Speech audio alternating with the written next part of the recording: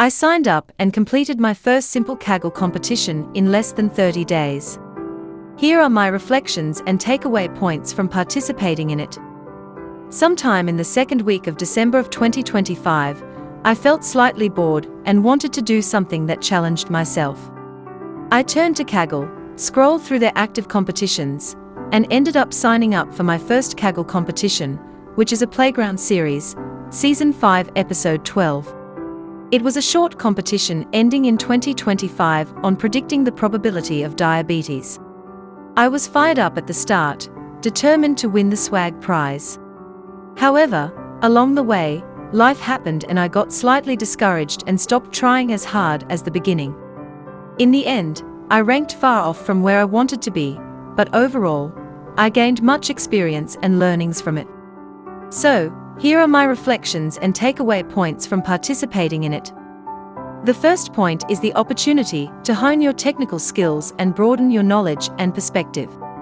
Participating in the competition enabled me to test my skills and stretch my limits and understanding in terms of training a model.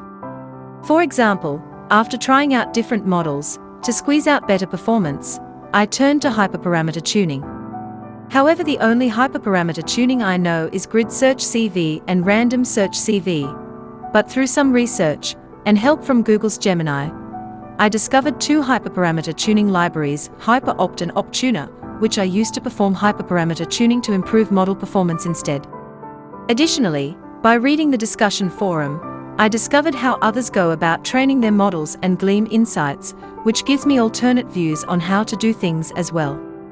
The second point is that simple is sometimes better. While the outside world and global leaders are raving about agentic AI, LLMs and neural networks, sometimes a simple machine learning algorithm is all you need for it to work rather than a complex machine learning model. For this competition, I experimented with different models, from logistic regression to various tree models and even neural networks. I found that the neural network does not have better evaluation metric performance compared to the simpler models. Using the leaderboard scoring as a reference, I ran a 4-layer neural network model and achieved an area under the curve score of approximately 0.68. I ran a simple logistic regression model and achieved an area under the curve score of 0.684, which is better than the neural network. Thus, for this instance, a simple machine learning model performed better than a complicated one. This is true in this competition and in the real-world environment as well. Through the course of my work, I've seen simple models work just as well if not better than complex models as well. The third point is the collective wisdom of the crowd. This phrase holds two meanings for me. The first part is with regards to the final model that is used to predict the probability of diabetes. That is, ensemble models perform better than single models. I ran different combinations of single models and ensemble model predictions made up of weighted model scores, and in almost every case, ensemble models provide a better leaderboard score. Thus, the collective wisdom of ensemble models trumps the single model. The second meaning is the collective wisdom of the crowd shared through the discussion forum. There are friendly people who offer their kind help and advice on how to build or improve the model score on the discussion forum for the competition. Looking through them, I noticed that most of the duplicate threads do converge on similar points of interests or conclusions. Incidentally, one of the converged points was also that ensemble models are better at providing a better AUC score for this competition compared to single models. Of course, this is not to say that we blindly follow the masses, that if everyone says so, it must be so. There might be cases of the blind leading the blind through groupthink. Sound judgment and care is needed to assess if the information provided by the mass is valuable and usable or not. The fourth point is that there is a disconnect between the Kaggle competitions and reality.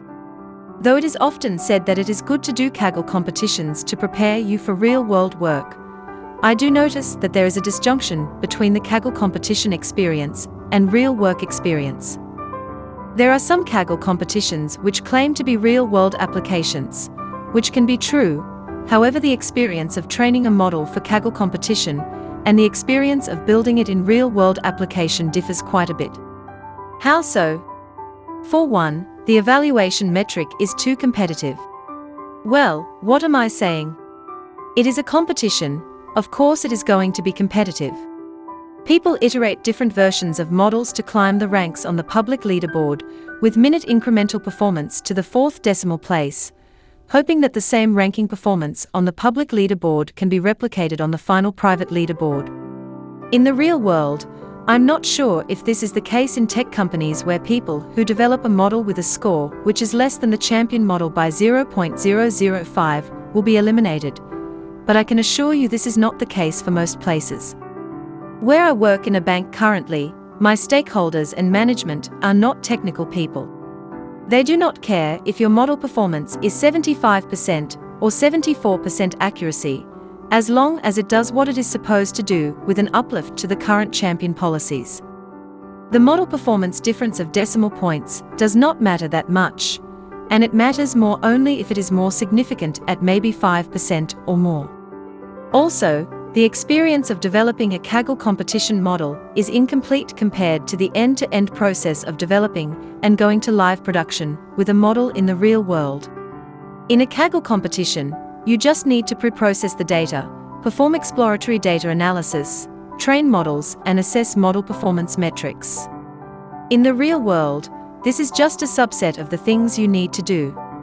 Apart from those, depending on the size and setup of where you work at, you need to ensure stable data pipeline, engage non-technical stakeholders to understand the data and business needs, build presentation decks to pitch to various stakeholders and senior management, perform rounds of backtesting and validation, worry about ML operations, write model documents, go through model validation and governance checks, worry about audit and regulatory issues, and post-go-live monitoring such as model performance drift. That being said, the Kaggle competition experience is still a good training ground for learning how to train a model, just that it is not the same as the full experience of real world, where training a model takes up only a small fraction of your time and the rest of your time is filled with the other activities instead. The last point is the community. If you are going at it alone like me, there are times when you may feel stuck, frustrated, or perhaps demoralized. This is where encouragement and some community support will be good for you. For me, my go-to place for community is the discussion board. Reading through the discussion threads doesn't just enable me to broaden my perspectives, but it actually encourages me that I'm not alone and there are others out there going through the same challenge as me. Apart from that, there are also the occasional laughs that you can encounter while scrolling through, which can bring a smile to your face. Community support is very important for whatever challenges you may be facing. Although I didn't rank too well at the end of the competition, this has been an eye-opening experience for me and I have learned much from this competition. I relish the next opportunity to participate in another Kaggle competition once I manage to find the time and energy available to do so. Do you have any thoughts on it? Feel free to comment in the comment box down below. If you liked this video and would like to see more content of this nature, please be sure to like and subscribe as well. Thanks for watching, and until next time.